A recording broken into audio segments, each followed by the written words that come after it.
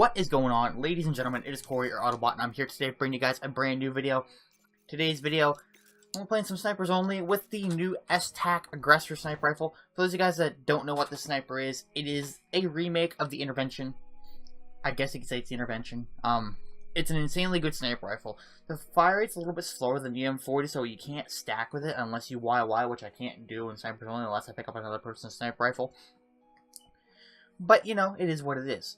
Before I get into the rest of the video, guys, I have been playing a little bit of H1Z1 recently. I've been playing duos with Rexy and playing solos and stuff like that. So if you guys want to see some H1Z1 videos out of myself, and even H1 videos with Rexy, drop a fat like on this video and drop a comment down below saying you want to see some H1Z1, then I'll gladly do some H1 with Rexy on my channel, and even some solos, or, you know, I'll even go over on my Twitch and stream it one of these days. If you guys want to see some of that, drop a like and drop a comment down below saying you want it. But anyway, oh yeah, there we go. Oh look, we were playing snipers only and you're camping on the fucking MG. You, sir.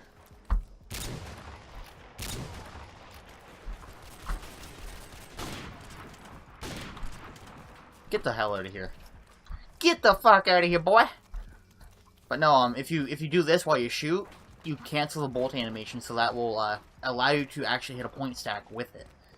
But it's not the most consistent thing in the world, because I find it's really hard to get it back to a good aiming position. And I'm dead.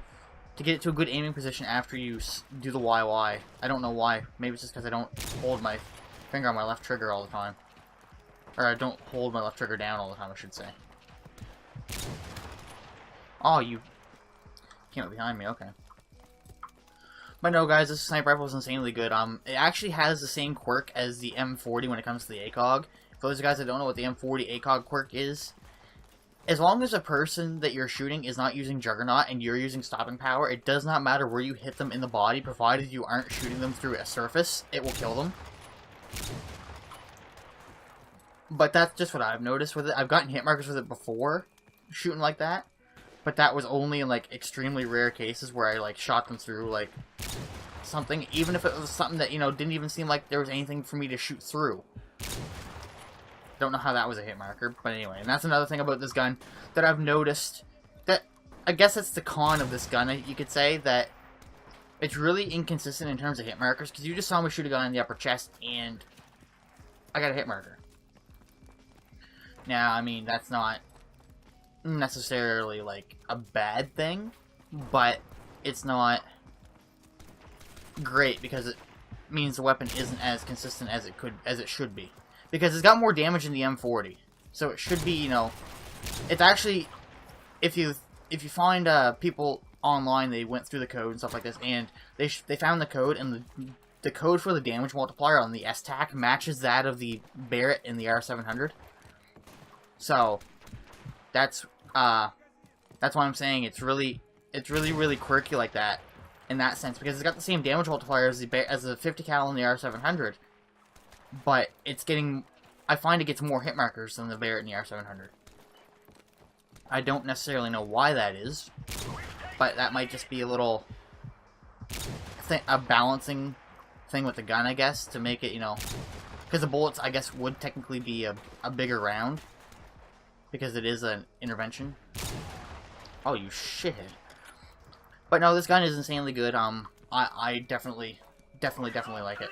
I've actually had to lower my sensitivity when I got it, because everyone's like, oh, you know, it's really hard to use on a higher sensitivity, which, I mean, I would jump between 15 and 17 for sensitivity levels, and I played on 17 for the first 2 games with it. I liked it, and then I found myself missing shots that I would normally hit with the M40. I dropped down to 16, and I was still missing shots. So I dropped down to 15, I was hitting a lot more shots, but I was still, you know, I wasn't feeling quite comfortable with my shot with it.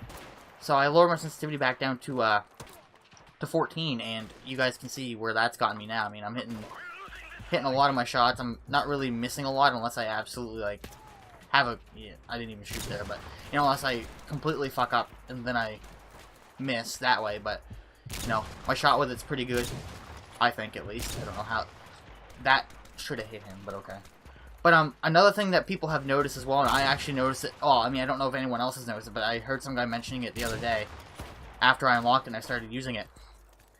And I've noticed it to an extent as well. And that is with the reason why a lot of people don't use the default reticle on this gun, and that's including myself. I don't use the default reticle anymore on this gun for the sole fact that the default reticle on the regular scope actually shoots lower than what the dot would say. I mean, I found myself aiming over the top of people's heads, ADSing, like the red dot in the center of the reticle on the default reticle, which is basically like a regular, basically just like the M40 scope, but it's got a little red dot in the middle.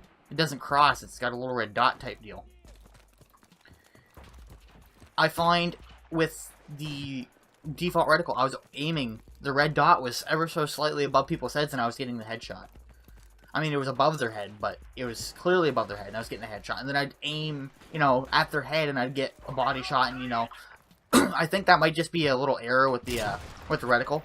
I'm not 100% sure on that, but I have noticed that. You guys can call me crazy if you want, but I'm not the only one that has. And, you know, that's the end of the game. But, you know, there's a few little quirks with this gun, but all in all, the gun is insanely good.